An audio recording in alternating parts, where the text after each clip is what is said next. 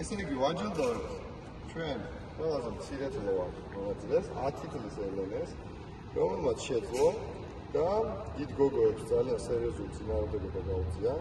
ჯგუფში ყველა თამაში მოიგო.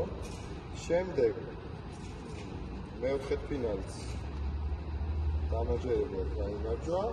ნახევარფინალში დამარცხდა, თუმცა მესამე ადგილზე ბრძოლისთვის დაამარცხა რუსუდანი, გავიდა მესამე ადგილზე და აიღო საპრიზო ადგილი, რისთვისაც ვაჯილდოვებთ მას, მესამე ადგილის მერდის. ვაჯილდოვებთ ბურთებით. ვაჯილდოვებთ ღვინით, რომელიც ალბათ უფრო დედმამას გაუხერდა ძალიან, რომელიც საღამოთვის. ასევე ვაჯილდოვებთ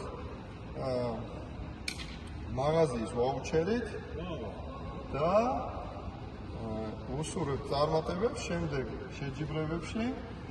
იმედია კიდე ესე ყოჩარად გამოხვალ, ხო? ილოცავ კიდევ ერთხელ, ბრავო.